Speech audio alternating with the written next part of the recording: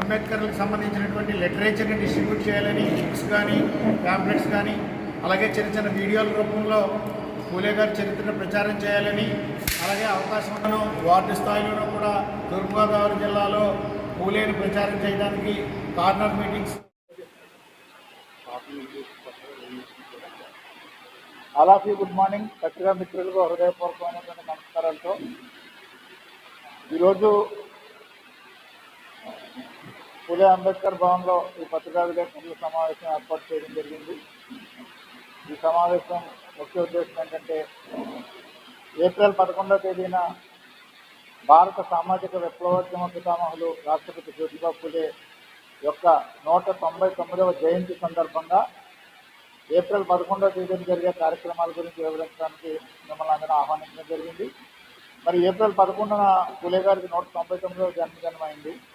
ఆ రోజు ఉదయం గవర్నమెంట్ ప్రోగ్రాం పూలే విగ్రహం దగ్గర అక్కడ రోడ్ మీద కార్యక్రమాన్ని ఏర్పాటు చేసినట్టుగా మనకు తెలిసింది. మేము రిక్వెస్ట్ చేశాము. గత సంవత్సరంలాగే ఈ సంవత్సరం కూడా అక్కడ ప్రభుత్వం ఏర్పాటు చేసే కార్యక్రమం ఉంటుంది. ఉదయం పూట సాయంత్రం 4 గంటలకి పూలే గారి ఈ శత జయంతి కార్యక్రమాన్ని మొదటి రోజులో భాగంగా, అంటే సంవత్సరం పాటు కార్యక్రమాలు నిర్వహించాలని నిర్ణయించాము. అందులో మొదటి రోజు ఏప్రిల్ 11న 4 గంటలకి ఒక రాష్ట్ర స్థాయి సెమినార్ని కండక్ట్ చేస్తున్నాము. ఆ సెమినార్లో కీనోట్ స్పీకర్గా భారతదేశంలో బీసీల జనగణన చేయడానికి మండల్ కమిషన్ అనే బీపీ మండల్ గారు 77లో ఏర్పాటు చేసినటువంటి కమిషన్ నివేదిక ఇచ్చినటువంటి మహోన్నతమైనటువంటి వ్యక్తి అయినా, భారతదేశంలో బీసీలు 52% ఉన్నారని 40 రికమెండేషన్స్ ఆయన చేశారు. అందులో ఒకే ఒక రికమెండేషన్ అమలు చేశారు, అది కూడా అరకొరగాను.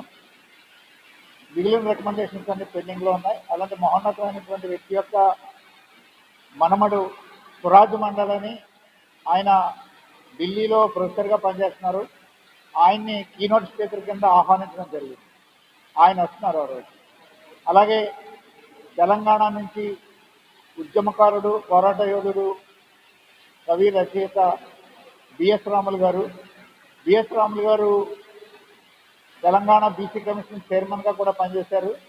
ఆయన వెల్ఫేర్ డిపార్ట్మెంట్లో 1975 నుంచి 2007 వరకు పనిచేసి రిటైర్డ్ అయ్యారు. ఆయన రిటైర్డ్ అయిన దగ్గర నుంచి కూడా జనం కోసం, ప్రజల కోసం పోరాటం చేస్తున్నటువంటి యోధుడు.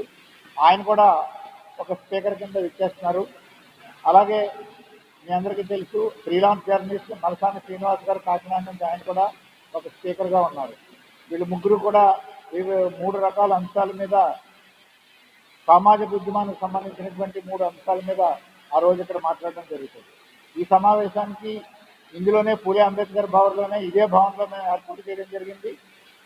ఒక 500 మందిని ఇందులో గ్యాదర్ చేయాలని, ఈ కార్యక్రమాన్ని సక్సెస్ చేయాలని రాష్ట్ర వ్యాప్తంగా కూడా చాలా మందిని ఇన్వైట్ చేశాము, జిల్లా వ్యాప్తంగా ఇన్వైట్ చేశాము. రాజమండ్రి నగరంలో ఉన్నటువంటి అన్ని వార్డుల నుంచి, చుట్టుపక్కల ప్రాంతాల్లో ఉన్నటువంటి అన్ని విలేజెస్ నుంచి కూడా మా నెట్వర్క్ ద్వారా మేము ఇన్వైట్ చేయడం జరిగింది. అలాగే ఈ కార్యక్రమాన్ని డిసైడ్ చేసినప్పుడు రాజమండ్రి నగరంలో ఉన్నటువంటి 50 బీసీ, ఎస్సీ, ఎస్టీ, మైనారిటీ కులాలకు చెందినటువంటి వాళ్ళందరినీ కూర్చోబెట్టి ఈ ప్రోగ్రామ్ను మేము డిజైన్ చేశాము. వాళ్ళందరూ కూడా సహకరిస్తున్నారు. అన్ని కులాల వాళ్ళు కూడా ఈ కార్యక్రమాన్ని జయప్రదం చేయడానికి వాళ్ళు శక్తివంతం లేకుండా పనిచేస్తూ ఉన్నారు.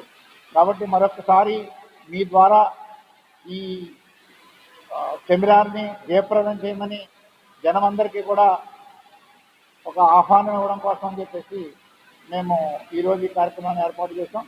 అందరినీ హృదయపూర్వకంగా కోరుకుంటున్నాము. మరి ఢిల్లీ నుంచి వచ్చినటువంటి స్వరాజ్ గారు, అలాగే బిఎస్ రాములు గారు, పెద్దలందరూ ఉన్నారు. కాబట్టి ఈ పూలే అంబేద్కర్ ఉద్యమాన్ని అసలు మేము ఎందుకు చేస్తున్నామో, దీని యొక్క టార్గెట్ ఏంటి, గోల్ ఏంటి, ఇది ఎంతవరకు వచ్చిందనే విషయాల మీద, పర్టికులర్ సబ్జెక్ట్ మీద స్పీకర్స్ మాట్లాడతారు. కాబట్టి దీని మీద అవగాహన కలిగించుకుని మెజారిటీ ప్రజలకి ఈ దేశంలో న్యాయం జరగడానికి, అన్ని రంగాల్లో అభివృద్ధి చెందడానికి అందరూ రావాల్సిందని చెప్పేసి హృదయపూర్వకంగా మేము రిక్వెస్ట్ చేస్తున్నాం.